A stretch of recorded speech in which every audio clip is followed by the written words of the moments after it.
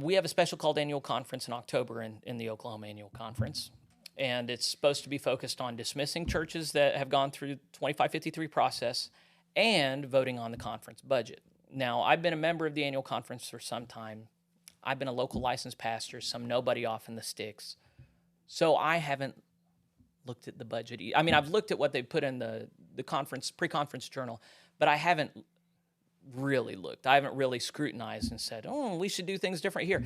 I always assumed that was going on by the big pastors who are paying a lot more in apportionments, by the more fiscally minded people, by our CFNA. I assumed that they were looking at how much money do we have? How much money has been coming in? How much money are we wanting to spend? I assumed that there were lots of people with eagle eyes looking at the whole thing.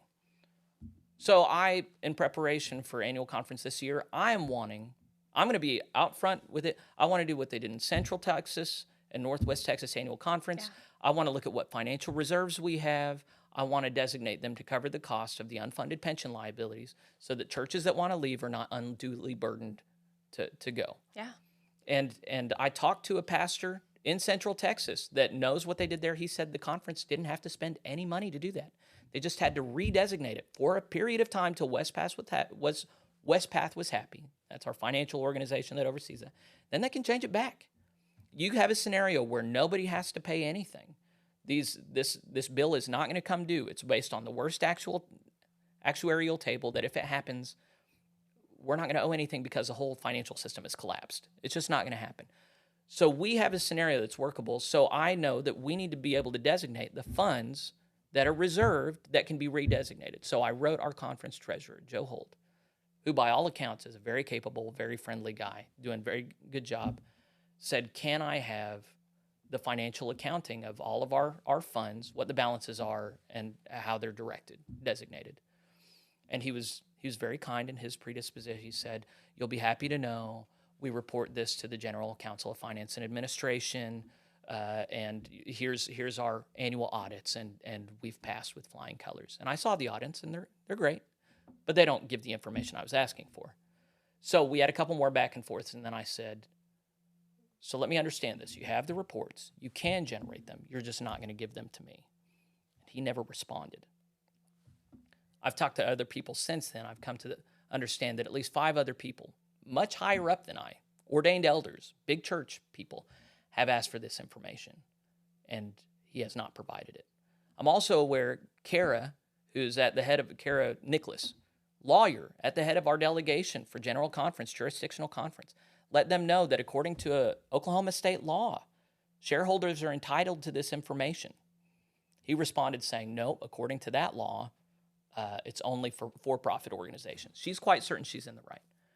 I don't know. I'm not a legal expert. What I do know is, as a pastor of a local church, if someone asks me for financial accounting, I'm fully transparent. I cannot have the image of being secretive about money, hoarding money, moving money around. I need to be able to show, here's our money, here's how much we have, here's how we're being stewards of it.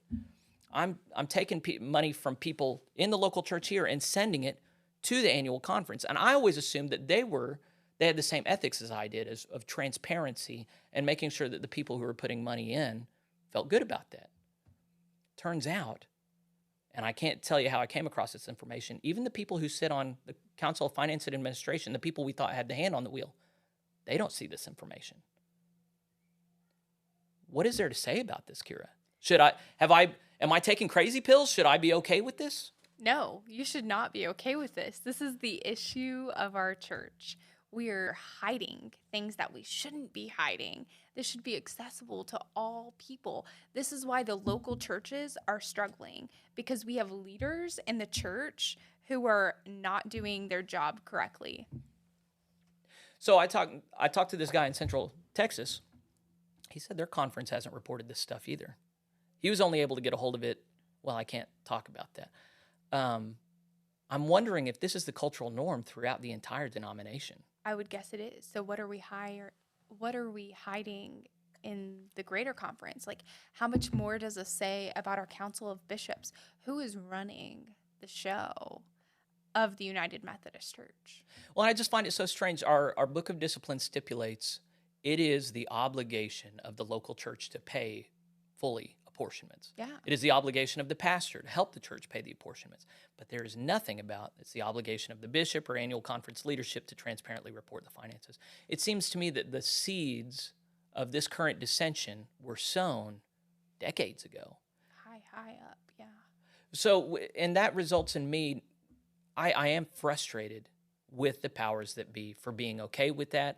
If I understand the situation correctly, and it's possible I don't because I'm an idiot, but if I understand it correctly, this is highly unethical, immoral, unexcusable, not just for Christians, but for just normal people. A normal nonprofit should be. I'm frustrated with the people at the helm right now. But I find myself increasingly resentful of those who have been in positions of authority all the way along, who are theologically sympathetic to me, who have not fought this battle before, who have chosen to get along rather than hold people's feet to the fire and insist on a righteous standard. And then the final thing, the coup de grace on this, where I'm at right now, is we have I would consider this a crisis, this financial thing. But a lot of people, they say, well, we had the CFNA in charge and we just trusted them. There's another crisis of our own making. That is that the Board of Ordained Ministry in many annual conference has let people through that do not actually agree with the Book of Discipline, our articles of religion, or our sexual morality. They have let people through. They have not asked the questions. Even when they have, they act like the answers don't matter. This has been going on for decades. And all the way along, every year at annual conference, the elders get together and say, yes, we affirm them. We trust what the Board of Ordained Ministry has done. I'm upset by this. I think that is, it's not as though we were not given authority to run the church. It's that we chose not to use it. And so we have these different things in place. We have a vote at annual conference every year. We could have insisted on things being right. But for decades, we shrugged. And so, of course, this is what happens.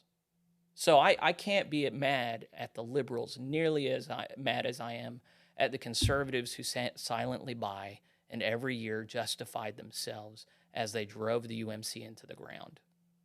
Where's the boldness that Jesus talks about? Yeah. Where are we being like Jesus when we're not doing these things? And I think this has caused the trickling down into our churches. I don't want to speak too much to this, but we've had churches who have had pastors who have not been truthful about money. We have people in our churches who are not doing the things that are supposed to be done correctly with money. And if we can't hold ourselves accountable at the top, then we can't hold each other accountable at the bottom. Yeah, it's especially ironic that we belong to the Wesleyan tradition, a centerpiece of which is accountability. John And we've Wesley made it the would be opposite. flipped over right now. And